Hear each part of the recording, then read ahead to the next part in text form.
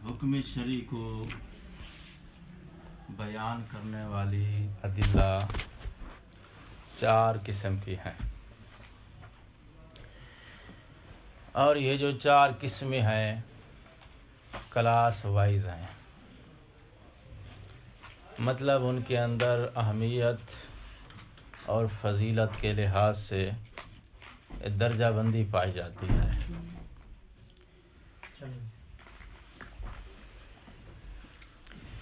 اور ان ادلہ پر آپ نے جو عمل کرنا ہے اس فضیلت کے مطابق کرنا ہے۔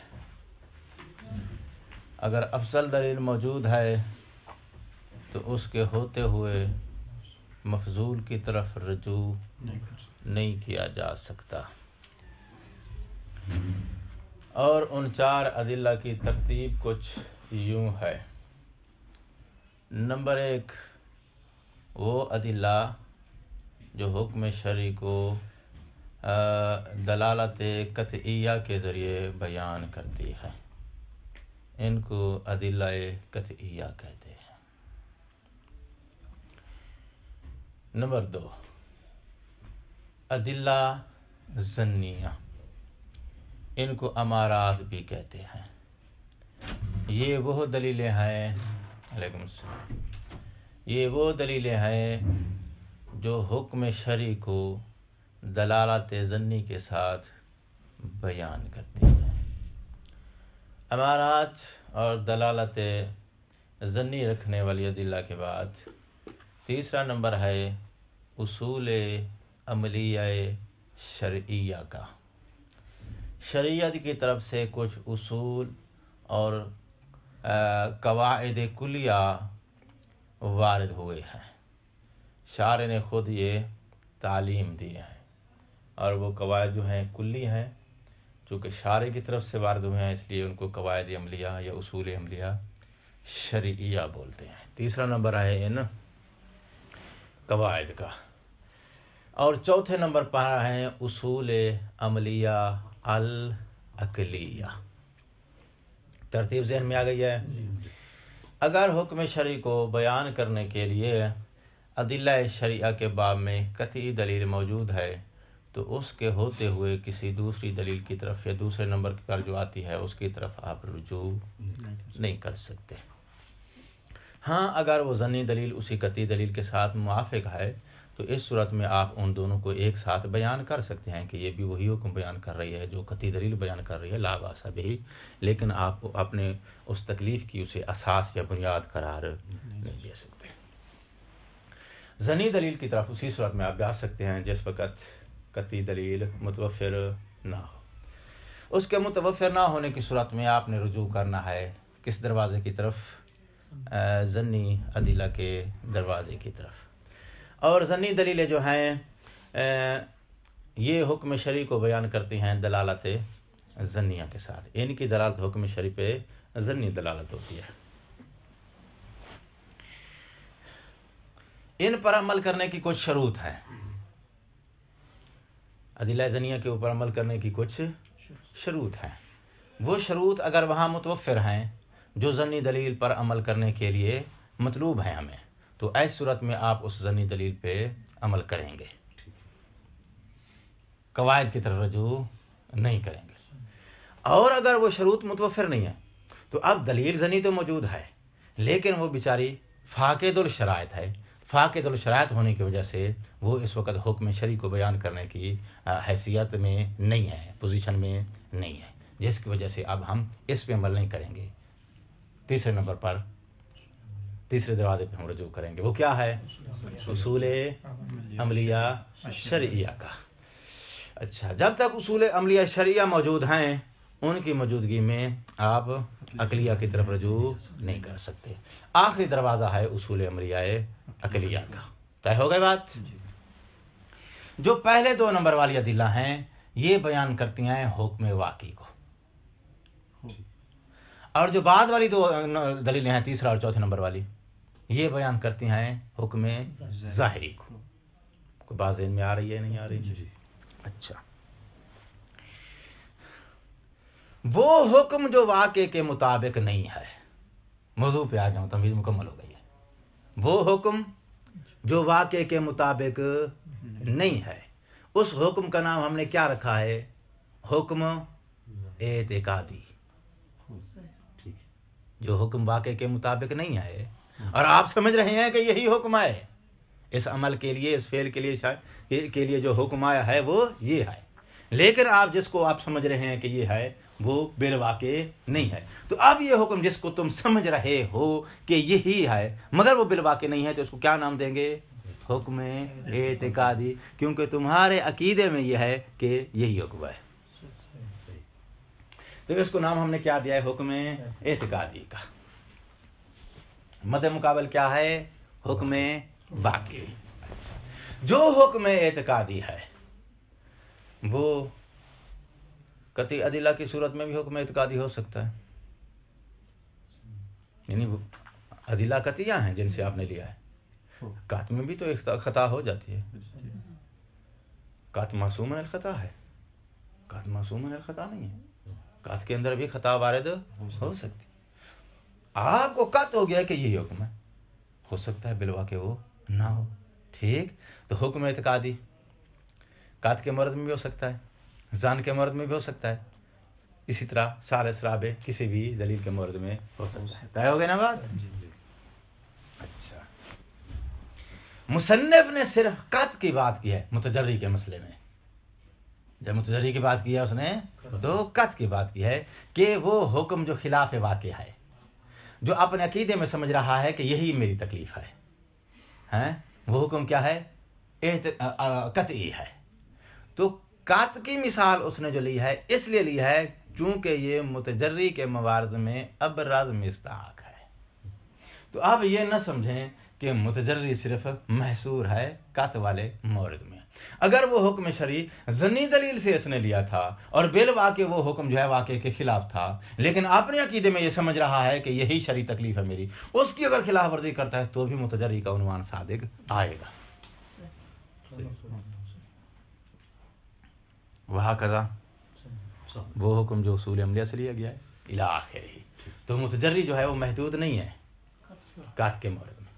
قطع کا مورد اس نے دیا ہے چونکہ یہ متجری کا ابرز مصداق ہے۔ بات واضح ہو گئی؟ اچھا، متجری اور عاصی۔ متجری کون ہے؟ جو حکم اعتقادی کے خلاف اقدام کرے۔ عاصی کون ہے؟ جو حکم واقعی کے خلاف اقدام کرے۔ حکم اعتقادی کی مخالفت کرنے والا اس مکلف کو کیا بولتے ہیں؟ متجری۔ حکم واقعی کی مخالفت کرنے والا، اچھا، یہ مکلف کیا ہے؟ عاصی۔ متجری، عاصی، یہ دونوں جو ہیں 3 مراحل تھے، یاد ہے کہ شر کمین فی النفس، نفس کے اندر چھپا ہوا ہے، اس کو ظاہر نہیں کیا ہے۔ دوسرا مرحلہ کیا ہے؟ اظہار کا، عزم کا، آسن تو عزم اظہار کی بات ہے۔ تیسرا مرحلہ کیا ہے؟ تلبس کا۔ عاصی میں اور متجری میں، عاصی متجری پہلے دونوں میں جو ہے وہ دونوں مشترک ہیں۔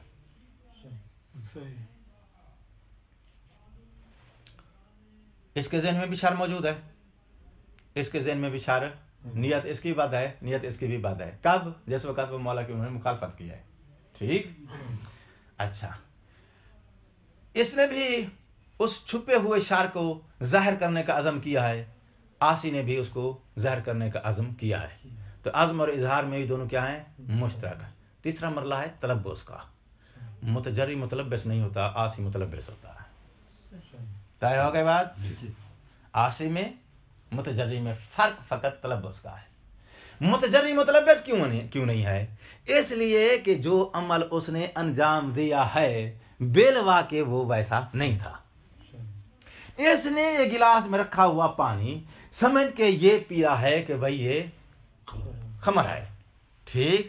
تو اس نے سمجھ کے خمر ہی پیا ہے، مگر چونکہ وہ بالواقع نجس پانی نہیں تھا، جس کی وجہ سے ہم اس کو متلبس کا نام نہیں دیں گے۔ لیکن اگر وہ بالواقع تھی ہی خمر تو اب یہ کیا کہلائے گا؟ عاصی، اور اس نے جو مخالفت کی ہے حکم واقعی کی ہے۔ تو اگر وہ بالواقع شے وہی ہے تو ایسی صورت میں وہ متلبس ہو جائے گا. اگر وہ شے بالواقع وہ نہیں ہے تو ایسی صورت میں یہ متلبس نہیں ہوگا. گلاس میں رکھا ہوا پانی اس نے بھی پیا ہے, اس نے بھی پیا ہے. اگر وہ پانی ہی تھا, نجس شے نہیں تھی, تو نجس شے تھی ہی نہیں, تو پی لینے سے یہ متلبس نہیں ہو جائے گا. ٹھیک ہے نا؟ پی لینے سے یہ متلبس اور مرتکب نہیں کہلائے گا. کیوں متلبس اور مرتکب نہیں کہلائے گا؟ اس لیے کہ جو چیز پائی تھی, اس نے پی ہے, وہ خمر نہیں ہے. جو چیز اس نے پی ہے, شارع کی نظر میں اس کا پینا حرام نہیں ہے, اس لیے اس کو ہم متلبس کا نام نہیں دیں گے. جو عاصی ہے, اور عاصی میں اور متجری میں شروع سے فرق جو نکلا تھا وہ حکم اعتقادی اور واقعی کا تھا. جہاں سے سفر شروع کیا ہے کہ یہ مخالفت کس کی کر رہا ہے؟ حکم اعتقادی کی. وہ کس کی مخالفت کر رہا ہے؟ حکم واقعی کی. حکم اعتقادی کی صورت میں واقع خلاف الواقع ہوتا ہے, عمل خلاف الواقع ہوتا ہے. اور عاصی کی صورت میں حکم خلاف الواقع نہیں ہوتا, بلکہ وہی حکم واقعی ہوتا ہے. چونکہ متجری کی صورت میں جو اس نے عمل کیا ہے وہ خلاف الواقع عمل کیا, جس کی وجہ سے اس پہ متلبس کا نام صادق نہیں آ گیا. ٹھیک ہے. متجری جی اس نے جو ہے وہ اعتقاد اس کا تھا کہ یہ جو ہے وہ شراب ہے, ٹھیک ہے, اور اصل میں بھی شراب ہو, ٹھیک ہے, تو پھر تو اس وقت یہ عاصی کہلائے گا. وہی شخص ہے, شخص نہیں بن گیا. تو اس وقت اس پہ عاصی کا عنوان آئے گا, متجری کا عنوان نہیں آئے گا, کیونکہ اس وقت جو مخالفت کر رہا ہے یہ حکم واقعی کی کر رہا ہے, نہ کہ حکم اعتقادی کی. یعنی اعتقادی بدل جائے گا.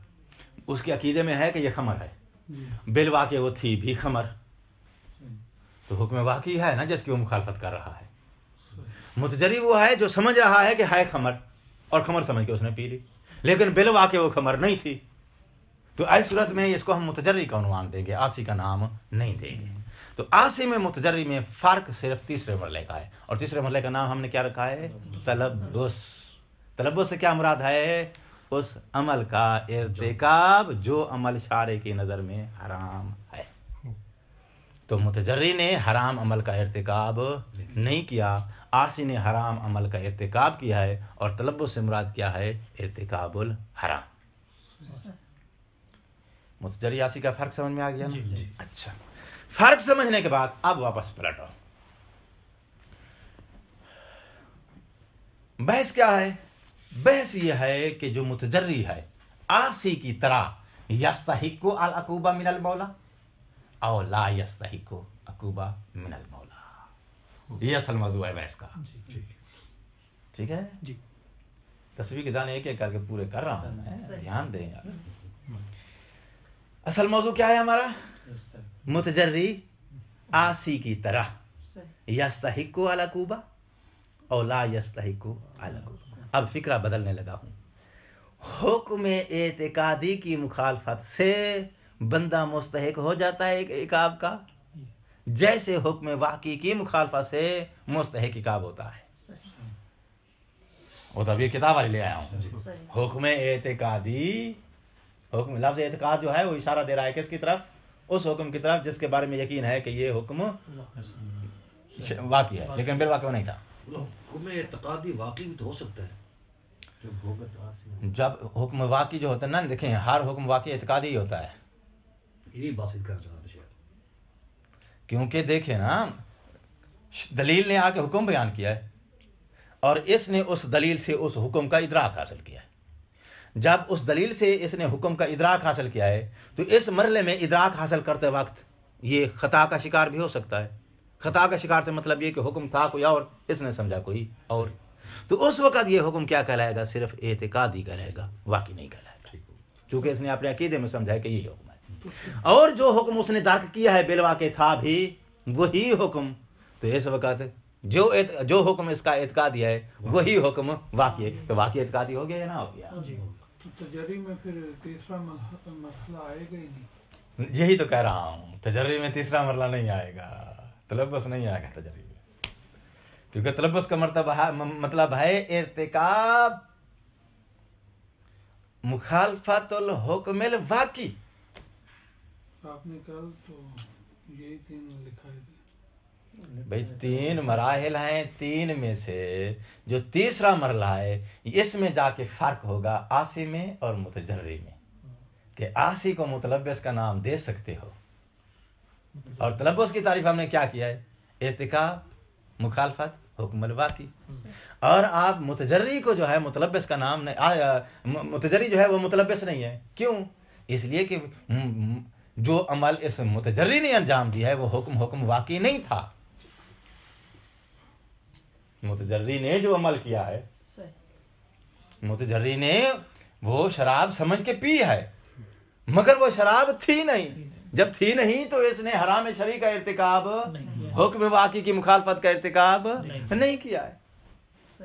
اس نے پھر کس شے کی مخالفت کا ارتکاب کیا ہے؟ حکم اعتقادی کی مخالفت کا ارتکاب کیا ہے. چونکہ جو حکم اس کے اعتقاد میں تھا وہ یہی تھا کہ بھئی یہ شراب ہے، ٹھیک، تو اب اس کو نہیں پینی چاہیے تھی، اس نے پی لیا ہے. تو مخالفت اس نے جو کی ہے کس حکم کی ہے؟ اعتقادی حکم کی، نہ کہ واقعی حکم کی. اب یوں سمجھو، میں تعبیر آسان بنا لگا ہوں، جو عاصی ہے نا وہ حکم اعتقادی اور حکم واقعی دونوں کی مخالفت کا مرتکب ہوتا ہے. جو متجری ہے وہ فقط حکم اعتقادی کی مخالفت کا مرتکب ہے. اب تو تعبیر آسان ہو گئی.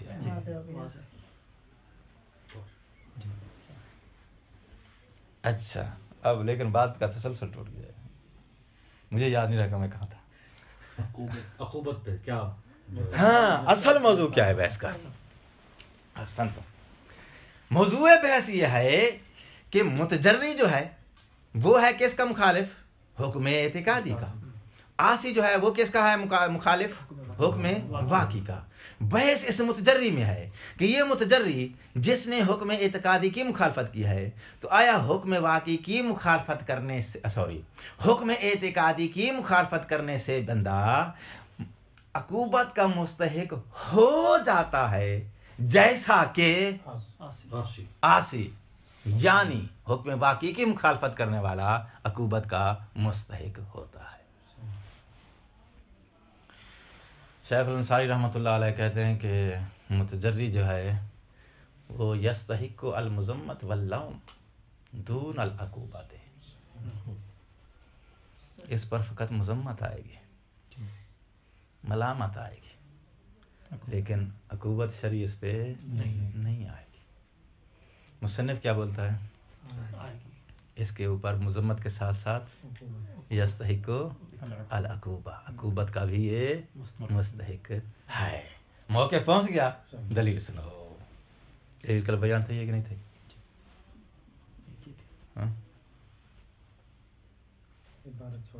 عبارت چھوڑ دیا. دلیل تقریر میں ہم نے دلیل بیان کیا نہیں کیا.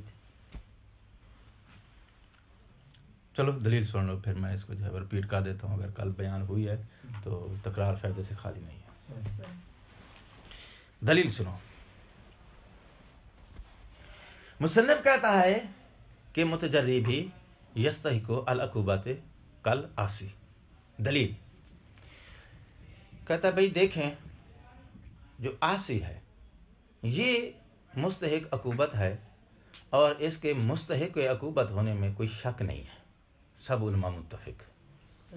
سوال یہ ہے کہ وہ مستحق ٹھہرا ہے عقوبت کا، اس استحقاق کی عقوبت کا ملاک کیا ہے؟ یعنی کس چیز کو تم نے وجہ اور ملاک قرار دیا ہے جس وجہ اور ملاک کی روشنی میں آپ نے اس کو مستحق بنایا ہے؟ آسان. انصاری صاحب کہتے ہیں کہ جی حکم واقعی کی مخالفت ملاک. مصنف کہتے ہیں اگر ہے ملاک یہی حکم واقعی کی مخالفت والا تو ایسی صورت میں پھر عاصی کے اوپر استحقاق عقوبت آئے گا، متجری کے اوپر نہیں آئے گا. کیوں؟ اس لیے کہ متجری نے حکم واقعی کی مخالفت کی ہی نہیں ہے. اگر انصاری صاحب والا موقف کو ہم تسلیم کر لیں، جو ملاک اس نے دیا ہے استحقاق کا وہی ملاک ہم تسلیم کر لیں. مصنف کہتا ہے لیکن عاصی کے اوپر جو استحقاق عقوبت آیا ہے اس استحقاق کا ملاک یا اس کی وجہ وہ حکم واقعی کی مخالفت نہیں ہے، کوئی اور وجہ ہے. وہ کیا ہے؟ وہ ہے اقدام علی مخالفت المولا. ٹھیک، اقدام علی طغیان، اس نے طغیان کا اقدام کیا ہے، بغاوت کا اقدام کیا ہے مولا کے خلاف۔ کس نے؟ آسی نے۔ کیا دلیل ہے تمہارے پاس؟ اب ابھی بات کس کے گراؤنڈ میں چل رہی ہے؟ آسی کے گراؤنڈ میں۔ ادھر نتیجے میں جب آئیں گے تو بعد میں آئیں گے، ابھی آسی کے بارے میں بات چل رہی ہے۔ بھی تمہارا دیکھیں، اب دو ملاک ہو گئے، ایک ملاک وہ جو انصاری رحمۃ اللہ علیہ نے دیا ہے، دوسرا وہ جو مسلم نے دیا ہے۔ اب دیکھنا یہ ہے کہ ان میں سے صحیح ملاک کون سا ہے۔ انصاری صاحب کہتے ہیں کہ آسی کے اوپر جو استحقاق عقوبت کا ہے اس کا ملاک کیا ہے؟ حکم واقعی کی مخالفت۔ مسلم کہتے ہیں نہیں، یہ ملاک نہیں ہے۔ کیا ملاک ہے؟ کہتے ہیں ملاک ایک دوسری چیز ہے۔ وہ کیا؟ اس نے مولا کے خلاف طغیان کیا ہے، مولا کے خلاف اس نے بغاوت کی ہے، اس بغاوت کی وجہ سے یہ عقاب کا مستحق ہے۔ بھائی ایھا المصنف، آپ کے پاس کیا دلیل ہے کہ تیرے والا ملاک ٹھیک ہے؟ جو شیخ انصاری صاحب نے بیان کیا ہے وہ ٹھیک نہیں ہے۔ کہتے اگر شیخ انصاری رحمۃ اللہ علیہ والا ملاک مان لیا جائے تو وہ ملاک موجود ہے غافل کے اندر بھی، صاحی کے اندر بھی، جاہل کے اندر بھی۔ جہل کی وجہ سے بھی انسان حکم واقعی کی مخالفت کرتا ہے، غفلت کی وجہ سے بھی انسان حکم واقعی کی مخالفت کرتا ہے، نہیں کرتا ہے، کرتا ہے تو اس کے اوپر استحقاق عقوبت ہے۔ اگر یہ ملاک ہے تو یہ ملاک جہاں جائے گا وہاں استحقاق آئے گا۔ غافل میں، جاہل میں ملاک یہی موجود ہے، حکم واقعی کی مخالفت والا، مگر اس کے اوپر استحقاق عقوبت نہیں آیا تو وہاں نہ آنا اس بات کی دلیل ہے کہ یہ ملاک نہیں ہے۔ اگر یہی ملاک ہوتا تو ملاک جہاں جہاں جاتا استحقاق عقوبت بھی، لہذا پھر وہ ایک ملاک ٹھیک نہیں ہے۔ کون سا ملاک ٹھیک ہے؟ دوسرے طغیان علی المولا۔ ٹھیک ہو گئی بات؟ اچھا، جب یہ ملاک ہے تو اب آؤ متجری کے اندر۔ متجری نے مولا کے خلاف طغیان کیا یا نہیں کیا؟ اپنی طرف سے تو اس نے جو ہے وہ طغیان کا ارتکاب کر دیا ہے نا، تو بائی چانس وہ شراب نہیں تھی تو الگ بات ہے، مگر اپنی طرف سے وہ طغیان کا اعلان کر چکا ہے۔ جب کر چکا ہے تو وہی ملاک جو استحقاق عقوبت کا ہے متجری کے اندر وہی ملاک سیم موجود ہے۔ جب سیم ملاک موجود ہے تو پھر متجری بھی آسی کی طرح یستحق العقوبۃ۔ کیوں؟ اس لیے کہ آسی کے لیے استحقاق عقوبت کا جو ملاک تھا وہی متجری کے اندر وہی ملاک موجود ہے۔ ملاک جب موجود ہے تو پھر وہ استحقاق جو ادھر آ رہا ہے ادھر متجری کے اوپر بھی آئے گا۔ ٹھیک طے ہو گئی بات؟ تو اب مصنف کے نزدیک نتیجہ یہ نکلا کہ جو تین مراحل ہیں، شر کمین، شر ظاہر، تلبس، مذمت تینوں میں آئے گی، اور مذمت کے ساتھ ساتھ عقوبت دو میں آئے گی۔ مذمت اور چیز ہے، عقوبت اور چیز ہے۔ ٹھیک ہے؟ مذمت یعنی ناپسند، اعلان برات، نفرت کہ یہ چیز غلط ہے، تو اگر وہ بری صفت چھپی ہوئی ہو انسان ظاہر نہ کرے تو بھی وہ قابل مذمت ہے۔ ظاہر کرتا ہے، عزم کرتا ہے اظہار کا تو بھی قابل مذمت ہے، ارتکاب کرتا ہے قابل مذمت ہے۔ تو مذمت تینوں مراحل میں آئے گی۔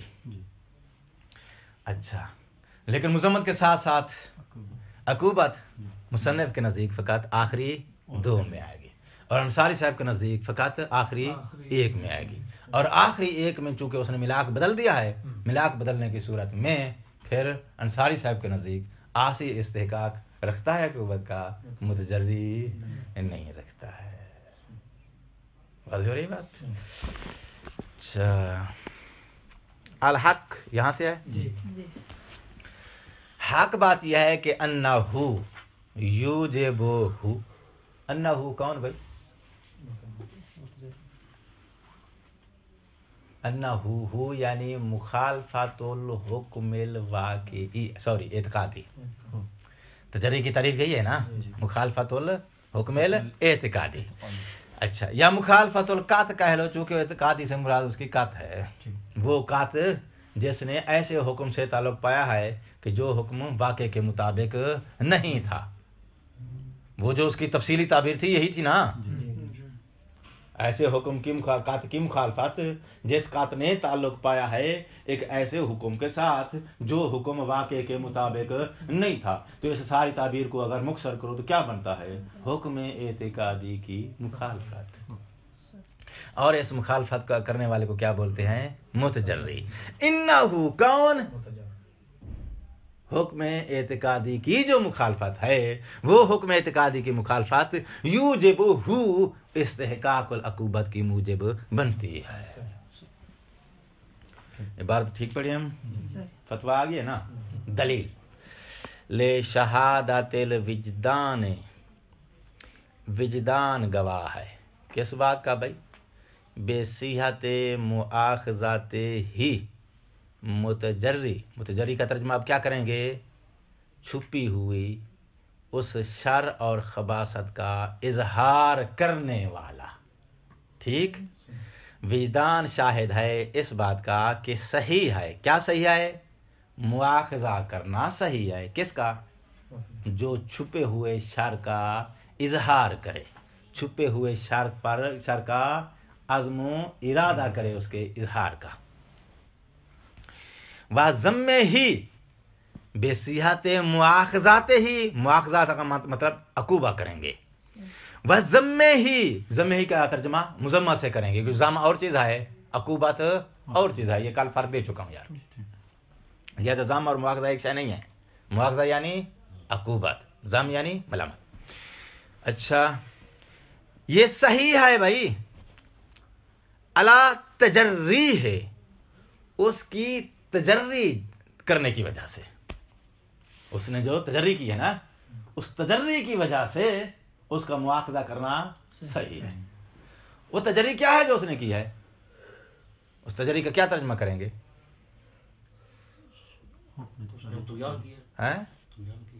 ہاں طغیان، اظہار ترجمہ کریں گے. وہ شر جو چھپا ہوا تھا اس کے ظاہر کرنے کا اس نے عزم کیا ہے، اس کو ظاہر کرنے کا اس نے عزم کیا ہے. تو طغیان تو میں بول گیا ہوں لفظ سمجھانے کے لیے، لیکن آپ وہ لطیف تعبیر لے کر آئیں تاکہ جو ہے وہ اجمال سے خالی ہونی چاہیے تعبیر تمہاری.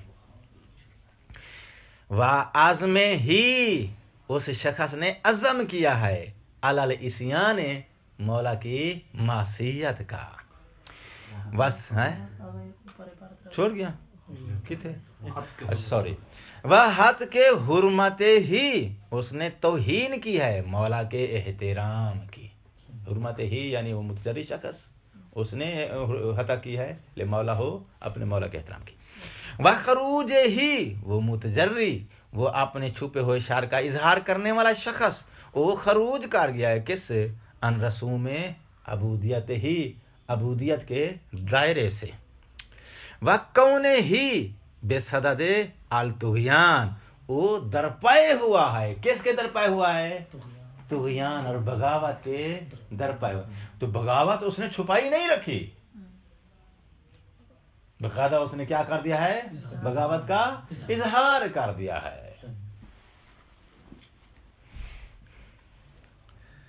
اچھا یہ بات تجری سمجھانے کے لیے میں آپ کو تھوڑی زحمت دے لگا ہوں. جو بڑے لوگ ہوتے ہیں نا، وہ جیسے صدام کے بارے میں مثلا یہ مشہور تھا کہ اس کی شکل کے 2-3 آدمی اس کے ساتھ چلتے تھے. ٹھیک ہے. فلموں میں بھی ایک آدمی کی کئی شکلیں بنا دیتے ڈبل رول دینے کے لیے. تو جب وہ چلتا تھا تو 2-3 لوگ اس کی شکل پہ چلتے تھے، جس کی شکل لباس سیم بالکل وہی ہوتا تھا، تاکہ پتہ نہ چلے دشمن اٹیک کرتا ہے تو پتہ نہ چلے کہ ان میں سے اصلی کون ہے. اچھا اور اگر فائر ہو جائے اور ویلوا کے جس کو لگا ہے وہ اصلی والا نہیں تھا، تو فائر لگنے سے اس کی بغاوت جو چھپی ہوئی تھی وہ ظاہر ہو جائے گی یا نہیں ہو جائے گی؟ تو بغاوت کے اندر 2 مرحلے ہیں. ایک یہ ہے کہ وہ چھپی ہوئی ہے، دوسری یہ کہ اس کا اظہار ہو گیا ہے. متجری نے اظہار کیا ہے، وہ گلاس پانی کا پی کے اس نے باقاعدہ اظہار کیا ہے بغاوت کا، اگرچہ وہ ویلوا کے پانی تھا، نجس چیز نہیں تھی. تصویر ذہن میں آ گئی نا کہ متجری کون ہے. تو اب اس کو اب قاتل نہیں کہہ سکتے ہو صدام کا، چونکہ اس نے جس کو فائر مارا ہے وہ صدام نہیں تھا، تو قاتل نہیں ہے. مگر یہ کہ یہ متجری میں آ جائے گا کہ اس نے قاتل کا ارادہ کیا ہے. تو یہ عاصی نہیں ہے، مگر یہ کہ عصیان کا اس نے ارادہ کیا ہے. متجری نے عصیان کا ارادہ کیا، اس لیے وہ لفظ بول گیا ہے وَكَوْنِ ہی بے صدد. لفظ صدد کا ترجمہ یہی ہوگا بھائی. لفظ صدد کا اس سے زیادہ آسان ترجمہ نہیں ہے. اس نے ارادہ کیا ہے، درپے ہو گیا ہے کس چیز کے؟ طغیان کے. وَعَزْمِهِ عَلَى الْعِصْيَانِ. دیکھو ایک بات کو سمجھانے کے لیے کتنی لفظ بول گیا ہے. عَلَى تَجَرِّ حَتَّى خروج سداد عزم عَلَى الْعِصْيَانِ. وجہ یہ ہے کہ وہ چاہتا یہ ہے کہ کسی طریقے سے آپ اصل فکر کو پکڑ لیں. تو زیادہ لفظ بول رہے تھے، بعض فکر جو ہے وہ مجمل ہو جاتے ہیں. یہ شعراء لوگ جو ہیں بلاغت میں ایک وہ قاعدہ آتا تھا، کثرت الکلام تغطی علی المرام. زیادہ بولنے سے بھی اصل مقصد فوت ہو جاتا ہے. اگرچہ آپ میرے ساتھ ایسا ہی کرتے ہیں.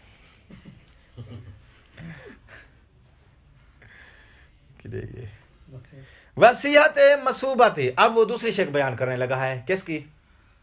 اس کے اعتقاد میں تھا کہ یہ واجب ہے، ٹھیک، اور آپ نے اس اعتقاد کی بنا پہ اس نے اس عمل کو انجام دے دیا، لیکن بالواقع وہ عمل جو اس نے انجام دیا ہے وہ واجب نہیں تھا.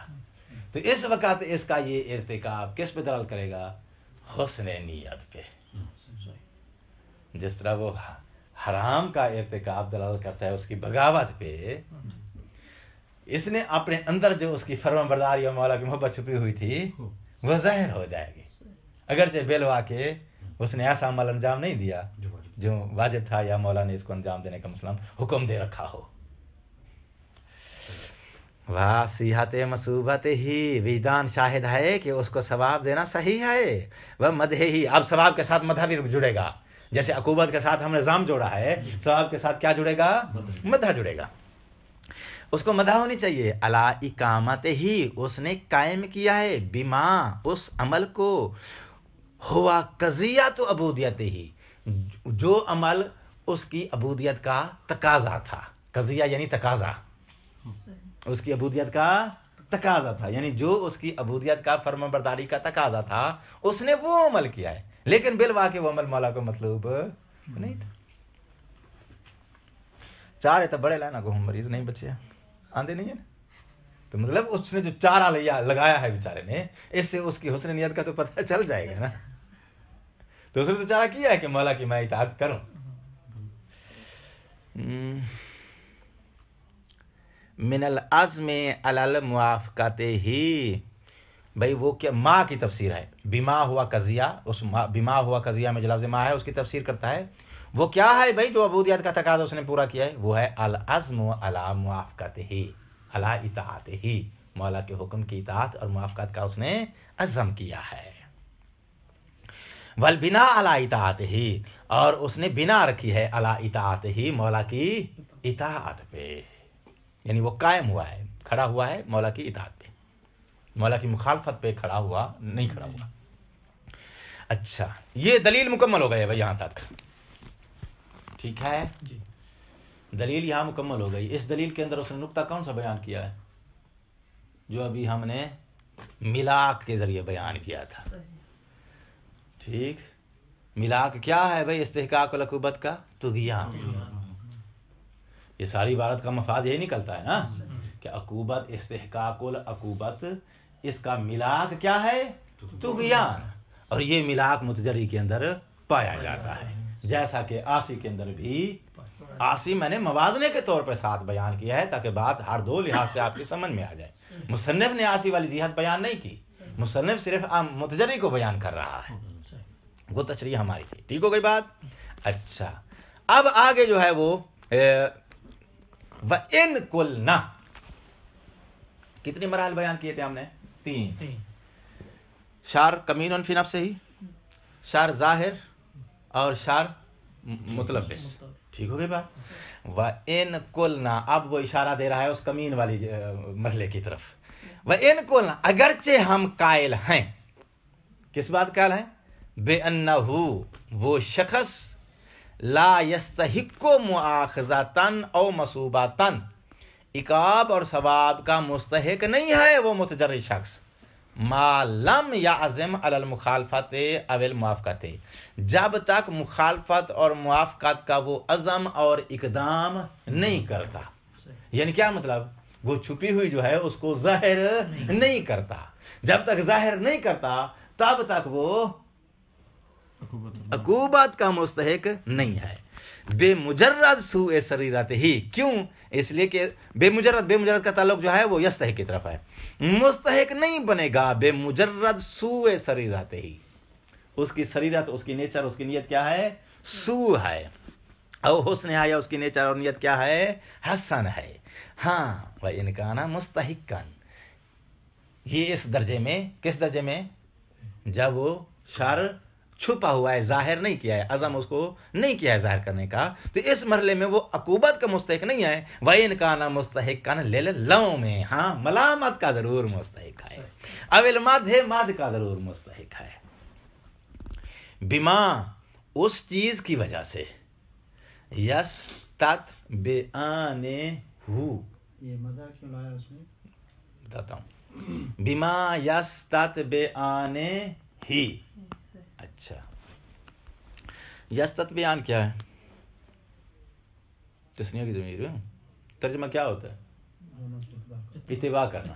اچھا، وہ دونوں اتباع کرتے ہیں، ٹھیک۔ ہی کس کی؟ ماں کی۔ ماں سے کیا مراد ہے؟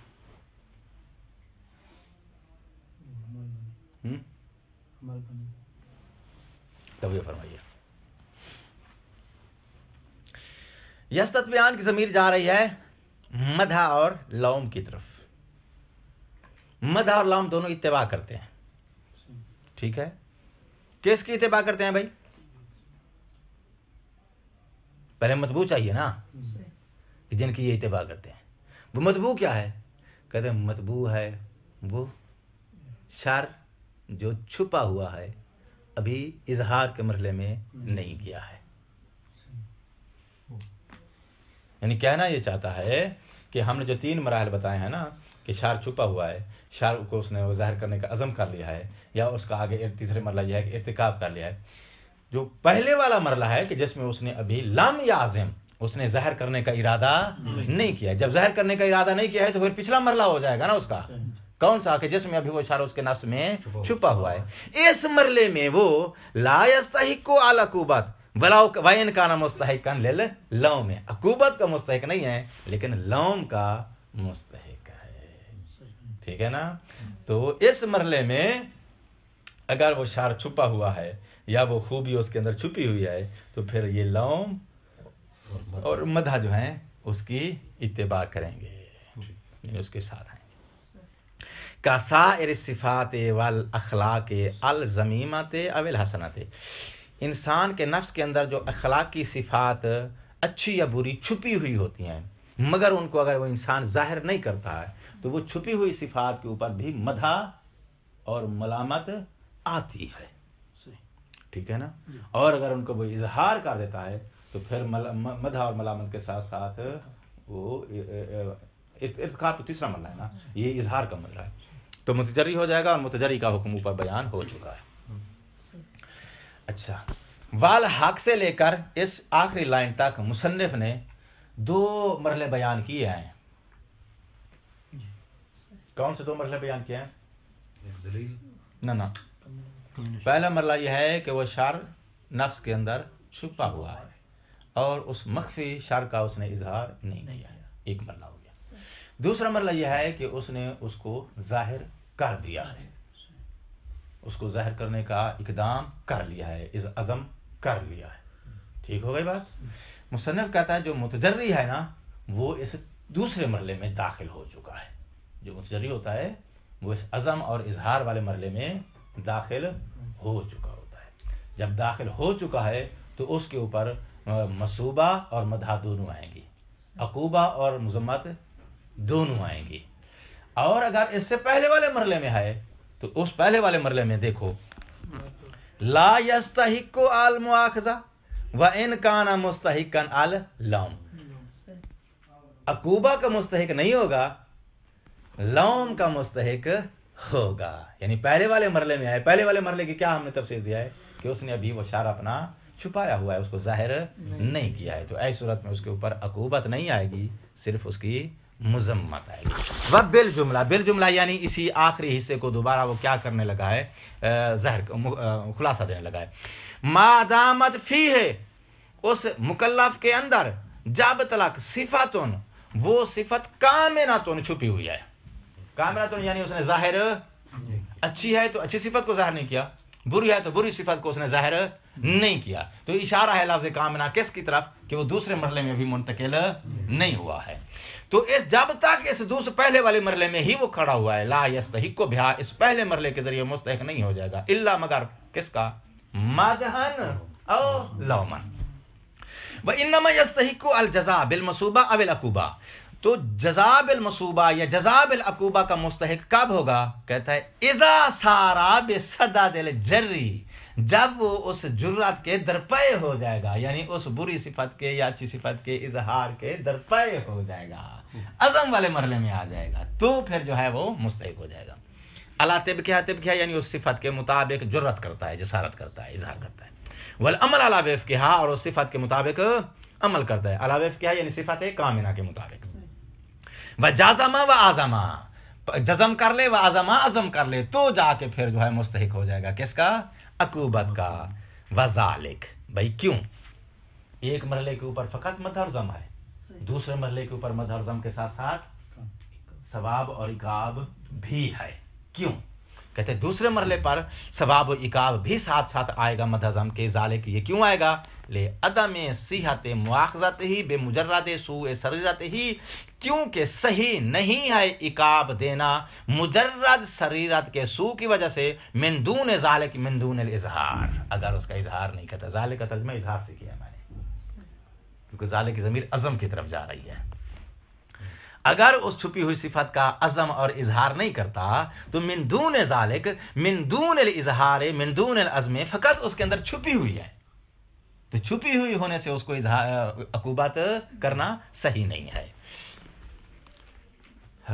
وحسنھا یعنی وحسن سریرت ہی، معہو یعنی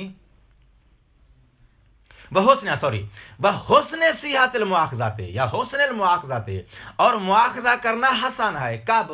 معہو یعنی مع الاظہار، یعنی اظہار کر دیتا ہے اس چھپی ہوئی صفت کا تو پھر عقوبت کرنا حسن ہے. اگر صرف چھپی ہی رہتی ہے، ظاہر نہیں کرتا ہے، تو پھر عقوبت حسن نہیں ہے. اس وجہ سے اس نے دونوں مرحلے کا حکم الگ بیان کیا ہے.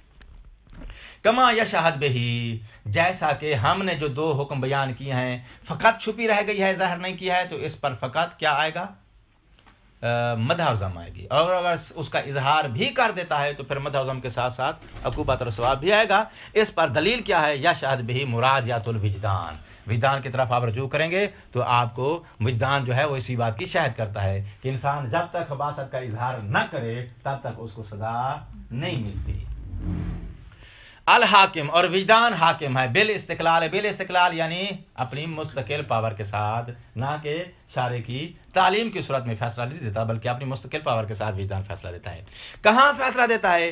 فی مثل باب الاطاعت والعصیان، اطاعت اور عصیان کے باب میں آپ جب عقل استعمال کریں گے، عقل سے فیصلہ لیں گے، تو اس وقت عقل آپ کی یہی کہے گی کہ وہ بندہ جس نے بغاوت چھپائی ہوئی ہے اس کو آپ سزا نہیں دے سکتے. ہاں جی، سزا نہیں دے سکتے. زیادہ سے زیادہ آپ کو پتہ چل جائے کہ اس کے اندر چھپی ہوئی ہے تو پتہ چل جانے کی صورت میں زیادہ سے زیادہ آپ اس کو صرف ملامت کر سکتے ہیں. سزا کب دیں گے؟ جب اس کا اظہار کرے گا. فی باب الاطاعت والعصیان بما یستتبعان، اور اطاعت اور عصیان کے اتباع کرنے والے باب میں. اچھا بھائی، اطاعت اور عصیان کی اطاعت کرنے والا باب کیا ہوتا ہے؟ یا اس کے تابع آنے والا باب، یا اس کے پیچھے آنے والے باب میں. اطاعت اور عصیان کے پیچھے آنے والا باب کون سا ہے جی؟ وہ ہے من استحقاق النیران اویل جیران، جنت اور جہنم کا باب. تو جنت اور جہنم کے باب میں بھی اگر آپ عقل استعمال کریں تو عقل اسی کے بارے میں جنت جہنم کا فیصلہ دے گی جو اپنی اس شر کا اظہار کرتا ہے. اگر چھپائے رکھتا ہے تو چھپائے رکھنے پر جو ہے اس کا فیصلہ آپ اس طرح نہیں کریں گے. والسلام علیکم ورحمۃ اللہ وبرکاتہ. بہت تھک گیا ہوں آج.